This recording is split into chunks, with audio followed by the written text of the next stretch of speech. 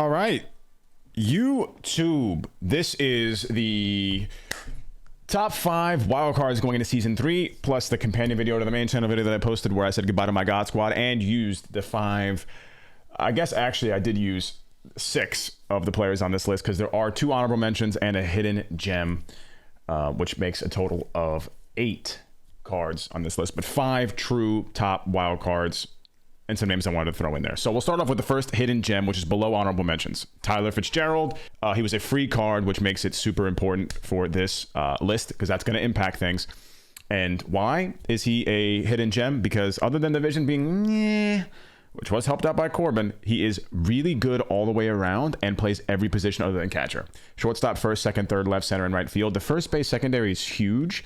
It's Niko Goodrum-esque, which is super nice. Actually, we're going to add a 9th name to this list, actually. Nico's popped in my head. But yeah, Tyler Fitzgerald fits the bill there. So it's a hidden gem. He's something to consider if you go with him. You haven't tried him out.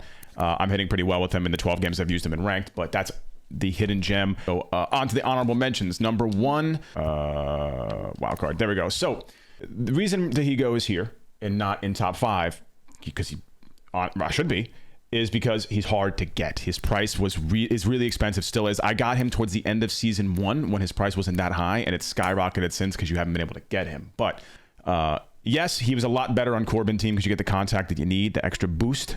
But a guy who could two-way and play every single other position in the game and really well is invaluable. And fun fact, he's got 99 bunt. Which is just random, but he has a cannon. He runs really fast. He could steal bases. He has the power. He's got a great swing. He has outlier fastball. And surprisingly, look at the numbers for me when I've pitched him. He has done really, really well for me in the games where I've used Dahigo on the bump. I use him every time I use him on the mound. I two-way him too, and he gets stamina back if you put him in the field, and if you put him at DH when he's not in the rotation. Super valuable. If you have him, consider him. But he's not in the top 5 because it's hard to get him. So that's it. Next up on the list, we're gonna go with somebody that we're already used to seeing. Niko Goodrum. You can't go wrong with Niko Goodrum. He's just a really good card on his own. He plays everywhere really well, and of course the first base added secondary is insane. He has 90 speed at P5 with 99 fielding and reaction in his primary, mid 90s anywhere else with a 93 arm and a great swing to boot. He's a 97, but he might be the best 97 ever created in MLB the Show. He's a fake 97. I think after 1 parallel or 2, he got to 99, but just an incredible card. And even this late into the year, he's still a top option. But him being a 97 and there being a lot of other good cards released since then have kind of knocked him into honorable mention, but still very, very solid. Next up on this list, for honorable mentions, I guess I could include J-Roll in there, but I think at this point we'll get into why J-Roll's not on the list in a little bit. But Tim Raines as a wild card. Why? Because he is very, very underrated. I know he's only an honorable mention because the power versus righties is a little bit tough at times, but he is hitting better versus righties than lefties. The dead red does help him, and bad ball hitter for hitting balls out that are, where 77 power might hold him back. The dead red and the bad ball hitter will help him hit that ball out. Why does bad ball hitter help? Because you won't get punished for exit velo on balls out of the zone. If you have that, nearly as bad. He plays everywhere really, really well where he plays, left, second, center, and right. Crazy good speed, solid arm. The bunt rating doesn't look that great, but it's fake. He could bunt whenever you want, and he's an automatic stolen base, like every single time. I like Tim Raines a lot. I think he's an honorable mention just because of the power versus right, and some people can't hit with little guys, so that's another thing. But that's the last of the honorable mentions. Now on to number 5, Adley Rutschman. He will be there. He barely scoots in because he is a harder card to get with the price, but he's been around for a long time too. And the switch hitter plus pop time, which is really rare to get these days, apparently. It's not on Joe Mauer anymore. It's not on Johnny Bench. It is on Gary Sanchez's 99, but Adley has it, and that is huge. A huge difference maker between him and his next guy on this list above him. You'll see in a second who that is, because in a meta like in early season 1 with Buxton and in season 2 later on with Corbin, where speed was huge, you need guys who could throw the base runners out. Stealing was so prominent. I learned how to steal this year just so I could take advantage of it, and it's become something that's changed the game for me. It carried me more in season 1. I was sick of hitting double plays. It was harder to score. Cards weren't as good. But with the Buxton boost, I was running and stealing bases like it was going out of style, and it created so many runs for me. You want someone like Adley who could throw from his knees and get those people out.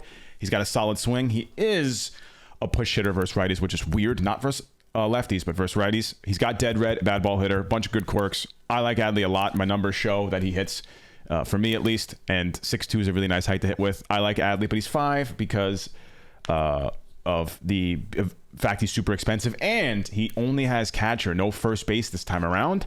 Number 4, doink, Jorge Posada. He is better offensively than Adley on his own by a good deal. The powers are obviously solid, but the contacts are maxed out.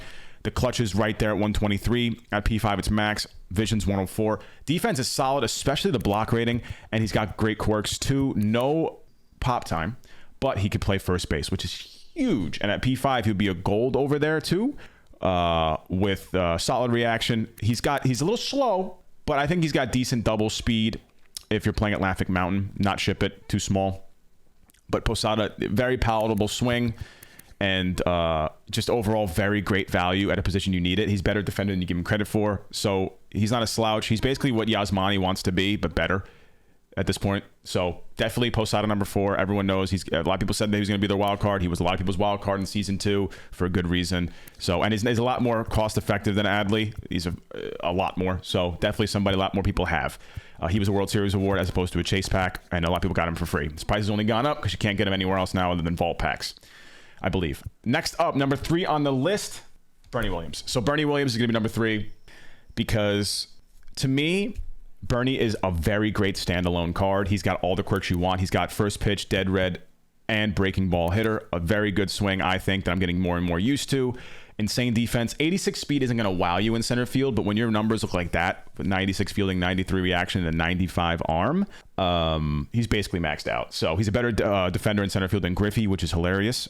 In a good way. And everyone knows that when we're going back to 95s, that the toughest position for non-99 metas is center field because you're sacrificing something big, right? You're going to have somebody like who's got great numbers everywhere. All of a sudden their contact or power versus one side is just tanked. That's how 95s in center field look. So having this to start off is going to be very important, but he's not 2 or 1 for a few reasons, which we'll get into in a second. But yeah, we'll get into that. So number 2, Lindor. Oh, and Bernie's the free card, which is great. But Lindor, very palatable swing that everybody loves. I like Lindor because shortstop's super important, but he could play short, second, and third base. His arm's a little bit on the meh size average, but he's got solid quirks. Bad ball hitter is super important. He could steal bases rather easily. 82 speed's not going to knock his socks off, but 99 steal makes it so if you know how to steal, right, get a lead step as the guy's ready to deliver, so your auto steal gets perfect timing. And the numbers they speak for themselves. And Lindor is just one of the easiest hitters to use in this game. He's like, I would describe plug and play, and obviously a free card. Plus, here's something you want to take into consideration. He's not as fast as J-Roll, but he could play center field with the numbers. The defense is 78 out there, which is really high for, it's something to consider. He can if you need him to, but I think just the swing aside, I think Bernie's probably more valuable because you need a center fielder. And we're going to start, if you have core Ernie, that's a big thing. So you know what? I might actually, it depends. I think if you have the core Ernie, Bernie should be higher on the list. If you don't have Ernie, Lindor. But because Lindor can kind of play center field and he's such a palatable swing that everyone's used to, and so many wild cards are going to be used on him, I could see it. So many people's favorite swing is Lindor. I'm going to have to go with him. We have so many highlights. Literally from the game I played, the companion video to this on the main channel, Lindor had an absolutely insane day. 4 hits, 2 home runs, 1 from both sides of the plate, and I think a stolen base too. So, and a crazy defensive play up the middle at second base. You can't argue with that value. So yeah, that's the clause here. I guess the stipulation. If you have Ernie, Bernie's number 2 on the list. If you don't, Lindor is number 2 on the list. But either way, they're interchangeable, whoever you want to use. But I think somebody who could play every infield position other than first and center field in a pinch is valuable. I think in left field, he'd be all right too. He'd be a bronze. There's worse options. J-Roll is a lot better actually out there because of his arm being a 99. Oh, why is J-Roll not on this list? I think because Ernie knocks him out, right? J-Roll isn't as palatable of a swing as Lindor. Plus, J-Roll only plays shortstop. He plays center field because it's like a joke at this point that he can, but he doesn't actually play second or third. He can, but Lindor can play those positions, and his swing's a lot more palatable, I think, than Jimmy Rollins. A lot of people don't like him. Plus, Jimmy was harder to get. So a lot of people don't even have Jimmy Rollins, which is interesting because it was hard to get in season 1. But yeah, that's why he doesn't make the list. Number 1, this is no surprise, Chipper Jones. Why? Because he doesn't have. Why is he number 1? He doesn't have defense or the speed that you'd want. He actually has 80 steal, which is hilarious. he could make that work. But Chipper Jones is one of those swings that so many people like to use. He's got all the quirks you want in the game, pretty much. And max contacts, solid vision, great power. And this is going to sound crazy, but he's actually a really good left fielder. He plays a better left field from what I've seen than a third base. Chipper gets weird animations sometimes at third base, but in left field, he's made some insane plays against me. Diving catches, tumbling catches, robbed home runs, jumping plays at the wall. I don't even understand how he does it, but he does it. And he was a free card. He was part of the level up XP reward path. So to me, because everybody loves this guy and he could play third and left field with the flexibility, playing left field at 6'4" is huge too. Easy to rob home runs, cover ground. I would suspect that he's going to be number one because a lot of people are going to pick him regardless if he is the best option. But there are a lot of pluses to why people would pick him. Plus, if you have Ernie, who's core, Ernie Banks, that side of the infield is going to be nice. You could slot Chipper out to left field if you need him to, which is super important. But I think to me, those are the top five. There's some season 1 cards that are obviously really good too that we could include. I think Brenton Doyle's a nice card as well from season 2. But I think overall, I think we're going to see people are going to be more inclined just off of the psychology of it to wild card a season 2 card than a season 1 because they want to use a card they didn't get enough time with in their minds. They had enough time between season 1 and then wild carding them in season 2 to use some of the season 1 guys. But those are my picks. Those are what I think we're gonna see overall. I think Babe even in right field isn't that bad, so you could put Chipper out there in left too and cover 2 outfield spots. Maybe waste center field with somebody who's a defensive guy. But it's really hard to argue with this man.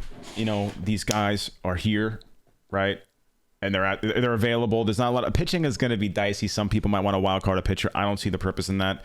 Later on in the season, I might wild card a reliever when I have enough and cards get better. But that's my list. Let me know if you guys agree. If you disagree, those are my top 5 with 3 honorable mentions and a hidden gem. If there's anybody I missed, let me know. And you don't have to, you guys, these aren't people you have to wild card or have to consider. Wild card who you want. If you're incredibly good with 99 Brian Roberts and you really want to use them, go for it.